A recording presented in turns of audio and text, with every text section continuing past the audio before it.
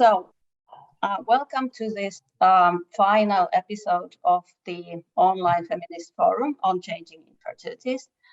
My name is Mianna Meskus. I work as associate professor in sociology in Tampere University, Finland. And I am a feminist science and technology studies scholar. And my research has focused on biomedical governance, on reproduction, and lately also looking at interconnections of reproduction to aging. But I will be chairing today's discussion, which we have titled Craft Fertilities. And I'm delighted to be having this conversation with two eminent Finnish researchers and great colleagues in the field of reproductive studies, Dr. Riikka Homanen and Dr. Elina Helosvuori. And both Riikka and Elina have conducted extensive ethnographic fieldwork in IVF laboratories, and they have also recently co-authored a paper together titled When Craft Kicks Back, Embryo Culture as Knowledge Production in the Context of the Transnational Fertility Industry. And the paper just came out from the esteemed journal Social Studies of Science. So to get us going, Riikka, Elina, can you briefly introduce yourself and maybe tell a little bit about how you've come to research reproduction? So I am Riikka Homanen, and I'm currently working as an academy research fellow in gender studies at Tampere University. And I'm exploring in my projects ethics, technology, and reproduction in the context of the transnational fertility industry and biocapitalism. And my academic research journey into reproduction and fertility was first kicked off already while I was doing my master's thesis. My sister was pregnant at the time with her firstborn, and her changing embodiment was just so mesmerizing to me that I decided to do my thesis on women's narratives on first-time pregnancy as an embodied experience. And later on in my postdoc on marketization and social inequalities in reproductive healthcare, I had the chance to also observe the Ivy Lab, where the work done by embryologists, the machines, and the reproductive cells themselves was equally as mesmerizing to me. So in a nutshell, that's my story about getting interested in reproduction in general and the lab in particular, which is the context of me and Elina's collaboration. And our interest in craft, in turn, has been greatly inspired by your book, Mianna. Mianna's book called Craft in Biomedical Research. So we wanted to take your insights on the research practice and see what is going on in clinical practice in terms of craft. Great, thanks, Elina. Hi, my name is Elina Helosvuori. I'm postdoctoral researcher in sociology at Tampere University and also currently visiting postdoc in the University of Copenhagen. And also with me, everything began already when I was a master's student. I was taking this course called Reproductive Technology and Politics of Life, and I suddenly got into my hands this leaflet of a pharmaceutical company that was introducing different forms of fertility treatments and medicine. And also around the same time, I for the first time read Charis Thompson's chapter about strategic naturalizing in fertility clinics and kinship in fertility clinics. And I remember thinking when I was reading the leaflet in the course, I got very interested about all the technical aspects of fertility treatments, how the seemingly neutral descriptions about, for example, drugs used in IVF can actually be loaded with many other meanings about gender and kinship and parenthood and normality, for example.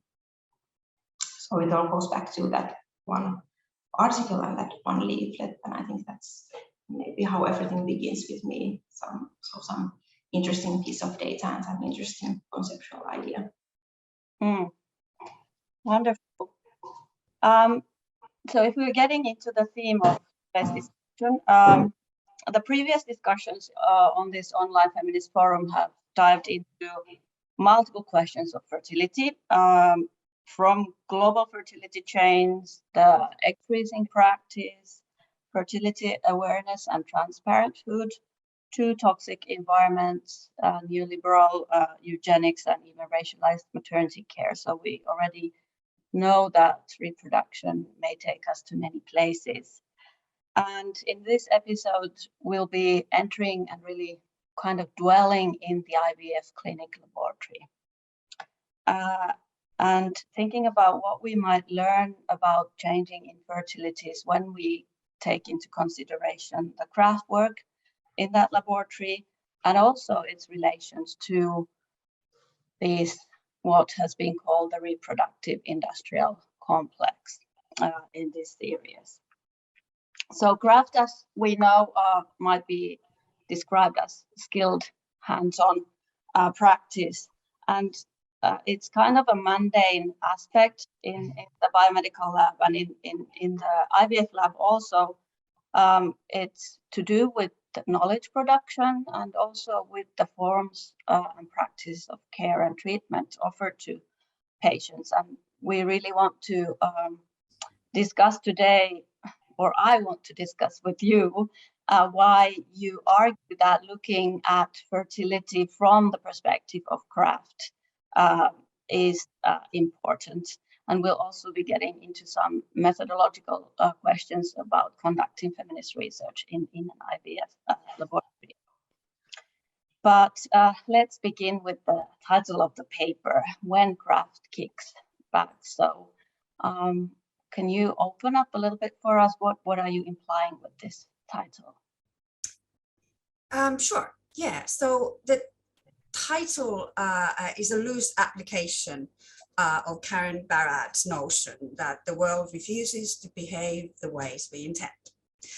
More specifically, we refer to our argument that the industrial pressures and measures to automate and standardize embryo culture process and thus, assisting fertility more effectively in the lab are not always met with hype and hope for better results at all.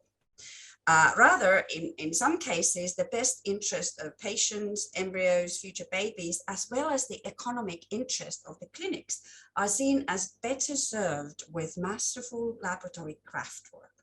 And that's how it kicks back, craft does. Right.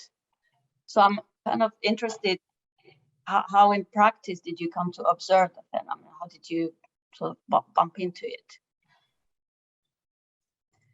Well, I think that the starting point for our paper was that we've been discussing our separate studies and our fieldworks conducted in different clinics, and we noticed that our clinics have some different ways of doing things.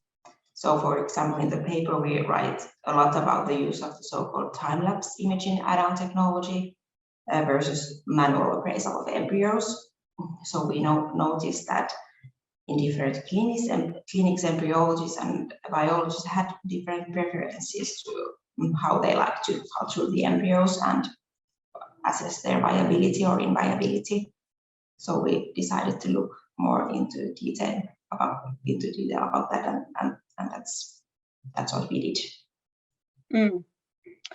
So already this takes us to the context of and the idea of bioindustrialization, as for example Sarah Franklin has used the term, and I want us to explore a little bit of that first. So kind of from the history of industrialization, we know that it's very much about standardization, scaling up, speeding up, cost effectiveness, but also changing forms and relations of labor. Yet you argue in the paper, and I quote you, automation and standardization in clinical practice are not always perceived as economically desirable, nor do they threaten skilled, hands-on and experience-based local practice, although they may somewhat transform it. So based on this idea, I'm interested in, could you say something about what kind of a bioindustry are we looking at here in your context of the IVF clinic, Bortri? Sure, yeah. Starting with sort of the Finnish case and the field. The Finnish IVF field does follow some recent global trends in the industry, but in many ways, the service providers cannot be compared to, or are they in any major way linked to the truly big players in the field, aggressively expanding and operating like dozens and dozens of labs across the world. The technology is to standardize and automate embryo culture that aim to know and choose the best quality embryo for transfer. This tech has been adopted by the clinics here and are used in varied ways. Should probably mention that in more detail, we are looking at incubator technologies and culture mediums. So the tech exists and it's applied in varied ways, and the Finnish clinics are purchasing all of them from the big international biotechnological and pharmaceutical giants. Yeah, the very basic thing in the Finnish system is that Finland combines the state-funded Nordic welfare system with a growing commercial care sector. And compared with Sweden, for example, Finland has quite wider network of private hospitals and clinics. And at the moment, about half of the fertility treatments conducted in Finland take place in the public sector and the other half in the commercial establishments or the private clinics. And over years, these private clinics has moved from the sort of maverick small businesses to a few chains of clinics with links to international investors and branches in Russia and Baltic countries. Yeah, so in this, given kind of this changing context, in your research and in the paper, you give much attention to material devices, to incubators, to TLSs or time-lapse systems and the culture mediums. And I think it's important that we discuss a little bit about why do we need to give special attention to these, or let me put it this way, if fertility in this series has been a lens or a looking glass into other social formations such as political economy or national identity or religious righteousness, what are these material devices then lenses into, according to your view? The tech that you mentioned, the mediums, the incubators, and the time-lapse add-on technologies to incubators are basically the tech used in the embryo culture process. Embryos are nestled in mediums in incubators that then allow knowing embryogenesis and epigenetics in different ways in an effort to choose the most viable embryo for transfer. And this is where the clinic's business and the larger bioindustrial interests lie at the end of the day. So these knowledge producing technology is not considered in our article as merely case studies, but as an approach to a broader bioindustry of reproduction as the context where new innovations to standardize and automate and then scale up emerge and are applied. And our analysis then shows how in everyday clinical practices and processes of craftwork and standardization practice and processes, how craftwork and standardization are there combined in novel ways, even creating political alternatives to mass industrial logics. Yeah, so that's a great answer to direct our gaze on the fact that there has been a lot of hype and fuss about this. For example, the time-lapse system or the technology that really allows to predict the viability of the embryo in the incubator. But I think it's important and interesting that you still describe in your paper how embryologists describe how one develops an eye or a feel for these embryos through time and through these kind of observing them for a long time. And this experience-based hands-on approach to these embryos reminds me of the famous pioneering cytogeneticist Barbara McClintock's words, how she has talked about developing a feeling for the organism. And this really, for me, is a one example of a feminist approach to biologists.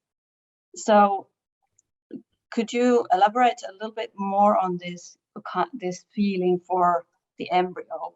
Because it's seemingly a mundane, I mean, it is a mundane kind of small thing in the laboratory labor at the IVF clinic, yet it also links to the kind of structural context, to the reproductive industrial complex.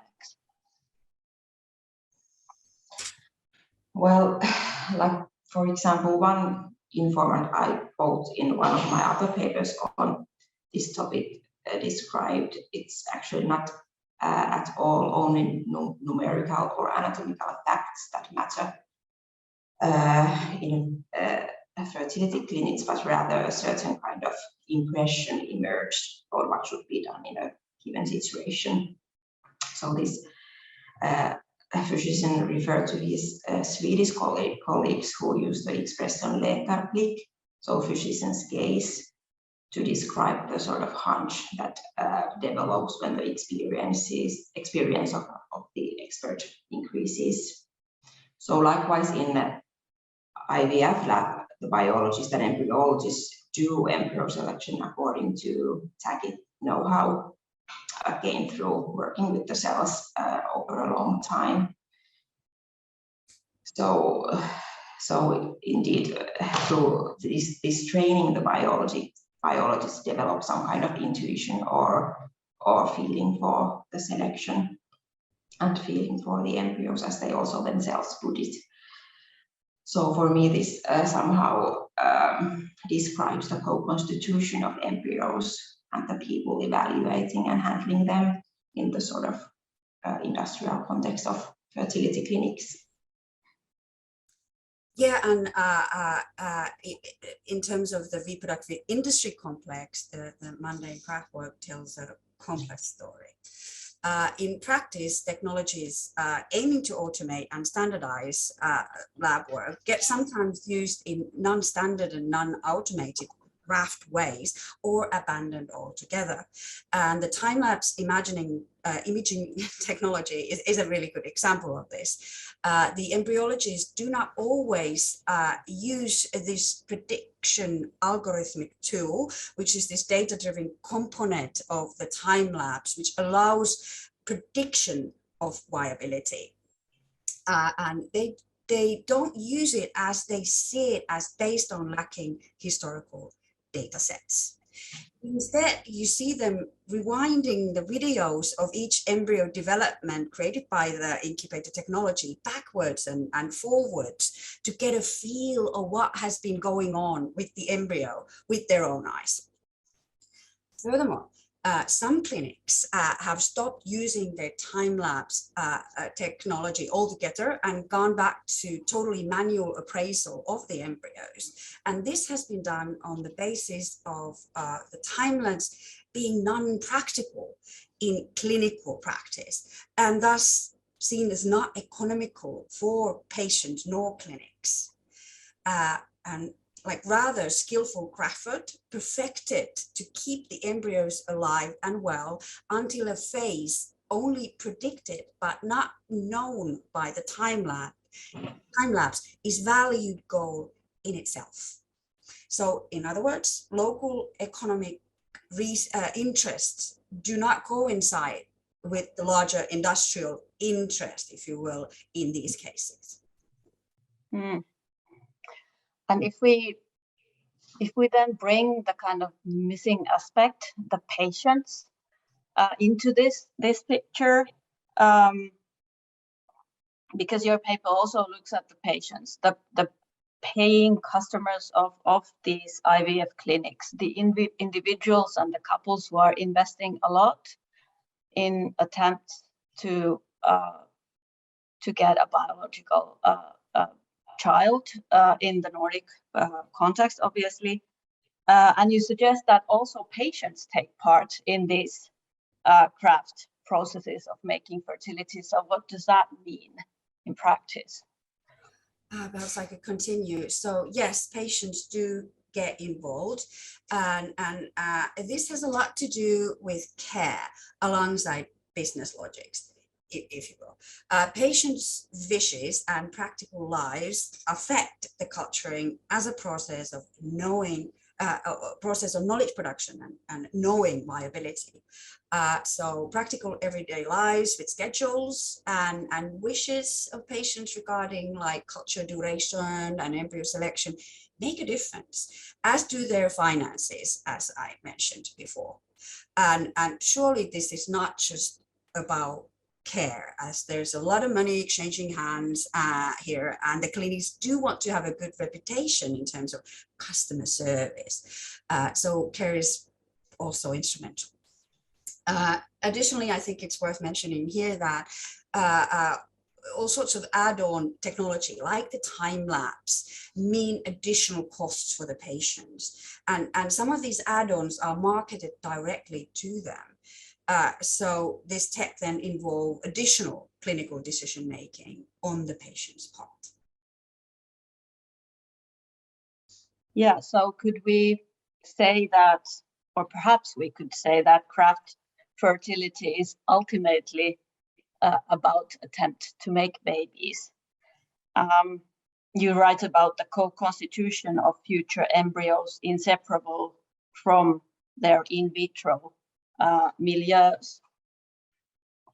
And I wanted to be a little bit provocative here, because it seems to be that there's a lot of fear towards new emerging technologies, such as the CRISPR-Cas gene editing technology, or the prospect of making synthetic gametes out of stem cells in the laboratory. And these fears concern the idea of entering the age of designer babies. And at least that's what I have encountered in my research. But reading your work, I again started thinking that, are we not already in this situation of designer babies with the IVF clinic? Because you are basically in your work and in your report on that work, observing how babies are being born out of a particular patented growth medium. So this is a product developed and marketed by life science companies such as Merck and Vitrolife. So what do you think about this? We're already in the era of designer babies.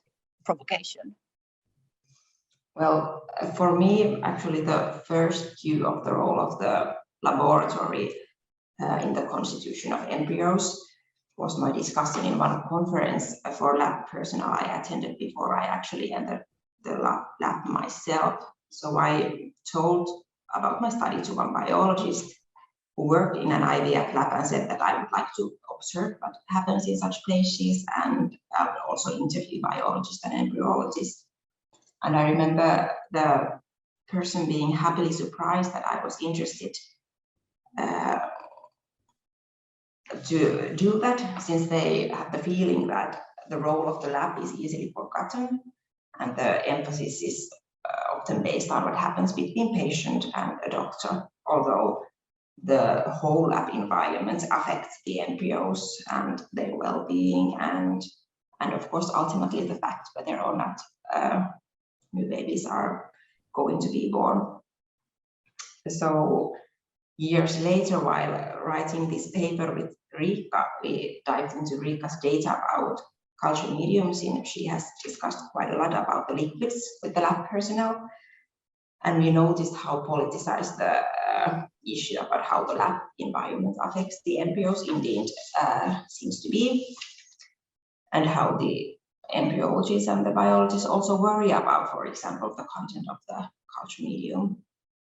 But to get back to your question about the designer babies, I actually think that uncertainty and uncontrollability of life processes are the key here, and based on also a paper, I would say that some IVF professionals indeed have worries about the unintended consequences regarding how all the things in the lab affect the embryos. Yeah, definitely, and I could continue a bit to this. It's not just the uncertainty and unpredictability of material or biomaterial life or process per se, but also logics inherent to the industry that are involved here. And that is the dialectic of revelation and concealment in regards to knowledge sharing, theorized, for example, by Hilgardner. The pharmaceutical giants who have a monopoly over medium distribution in Finland because of supranational and national safety requirements, they refuse to share information about detailed medium composition. Some of these mediums have been known to enhance embryo behavior, for instance. And so because of this unsharing, the local clinics have to make the standard mediums work in their own laboratories by craftwork, biopsy, experimentation.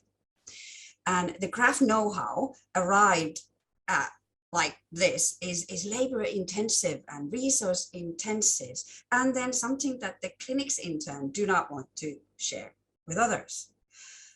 So perhaps, and I'm talking now merely in the context of the mediums, because of course there's like all this like screening and selective technology when it comes to IVF and the idea of designer papers, but like in the context of the mediums, perhaps we could say that these designer embryos have been designed to behave attractively, but keep quiet about their epigenetics or genetic origins, and the kinds of babies they might make, like Elina just elaborated, remain an ethical worry in the labs.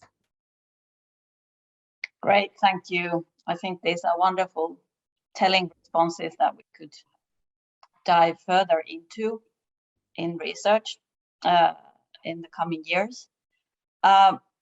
So we could perhaps say that we are talking about future fertilities here, but the future in many senses is already here and is demanding our attention.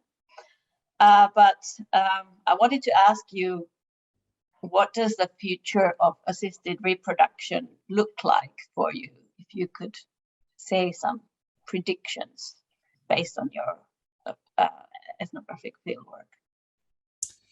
Well, I'm no fortune teller, but I do think that efforts to standardize and automate will continue, as will the efforts to scale up and consolidate in the industry.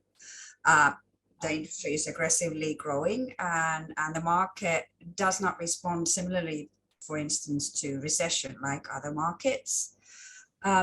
Technologies like artificial intelligence and datafication are being discussed as entering the clinic or broadening their hold.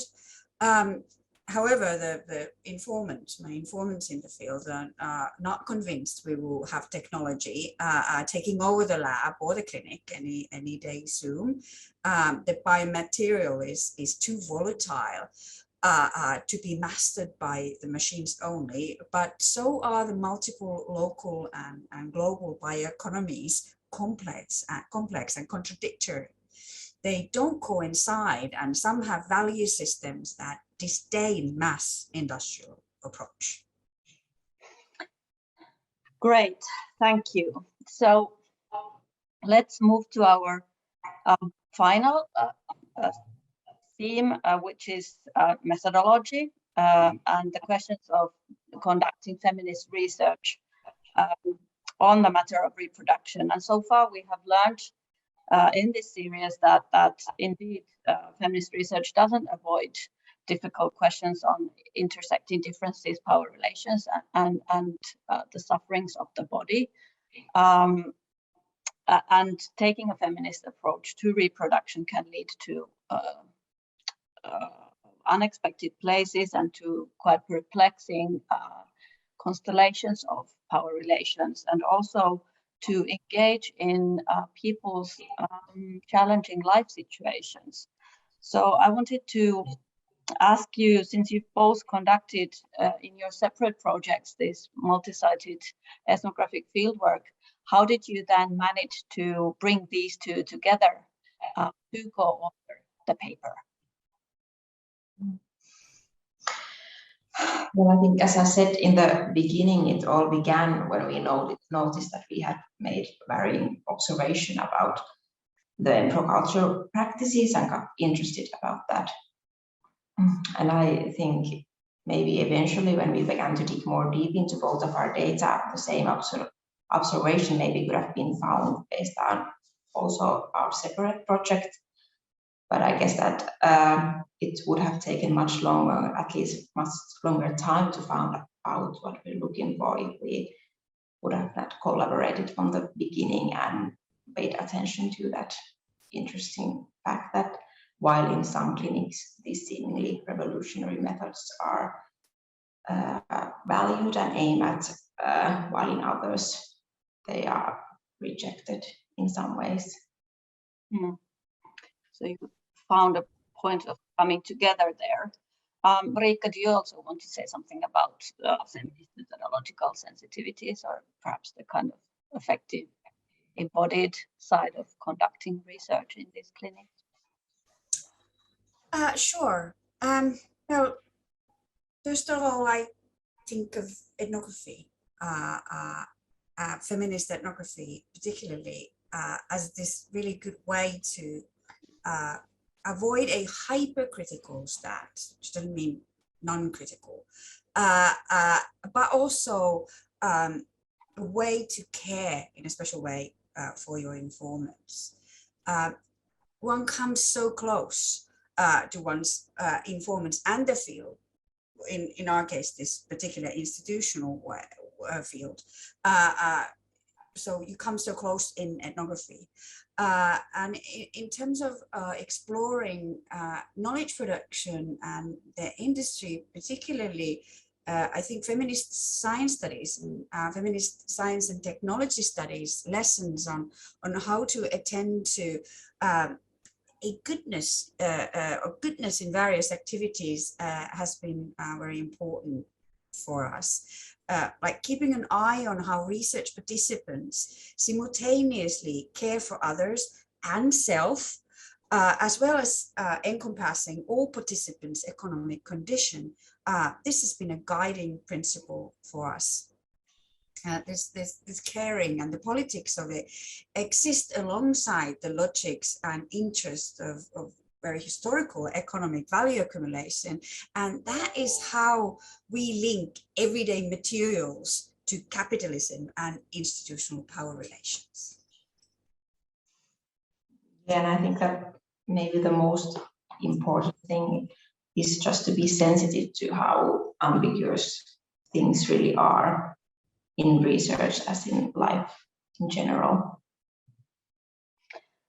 I couldn't agree more.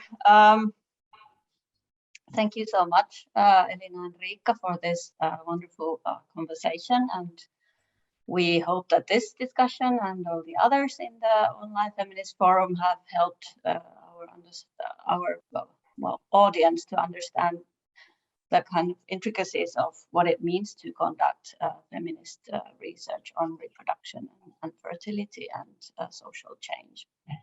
So thank you both. Finally, just a brief advertisement, if you allow. So we are organizing an international conference in Tampere from 15th to 17th June with the title Reproductive Futures, Emergent Injustices, Hopes and Paradoxes. And we are organizing this conference in collaboration with the Changing Infertilities project in Cambridge. And there's going to be a wide range of great keynote talks and presentations and panels about various practices linked to reproduction in the context of climate change, biocapitalism, and late modernity. So also looking at future and the futures of reproduction and fertility. So if you're interested, to follow us on Twitter, #ReproFutures2022. Thank you.